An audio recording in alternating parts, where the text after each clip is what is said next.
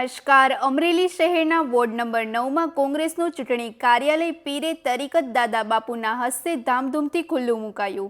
કાર્યક્રમમાં મોટી સંખ્યામાં અગ્રણીઓ, વેપારીઓ અને કાર્યકરો ઉપસ્થિત રહ્યા, જેના કારણે ચૂંટણી માહોલ ગરમાયો.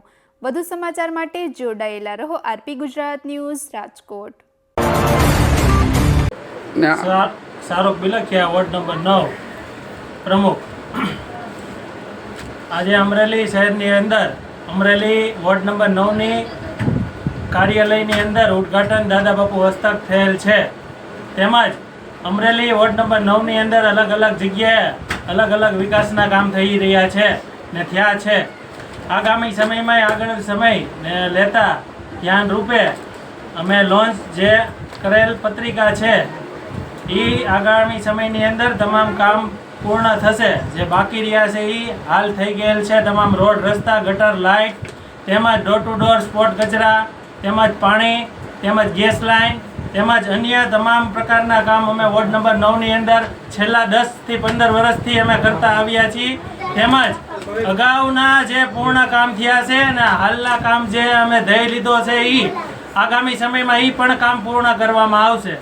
તેમજ વોર્ડ નંબર 9ની અંદર અમારા હાલ સભ્ય શ્રી કાજલબેન આશીષભાઈ સોલંકી, દક્ષાબેન ગોપાલભાઈ ચૌહાણ, પરવેશભાઈ ગફારભાઈ ચૌહાણ, તેમજ અહીંના લોકપ્રિય લાડીલા રાજુભાઈ અહમદભાઈ બિલખિયા, તેમજ અહીંના 4 ઉમેદવારને સૌ બહોળી સંખ્યામાં આજે ઉદ્ઘાટન થયું હતું હાલ ને. તેમજ 26 તારીખે વધુમાં વધુ લોકો મતદાન કરી જંગી બહુમતીથી એને જીતાડવા અમારી નમ્ર વિનંતી. તેમજ પેનલ ટુ પેનલ મત આપી આગામી સમયમાં સામે વાળા ડિપોઝિટ જાય એવો પ્રયત્ન કરવાનો છે. વોર્ડ નંબર 9 કોંગ્રેસનું ગઢ ગણાય છે, તેના કે એવું મતદાન કોંગ્રેસ તરફી થવું જોઈએ.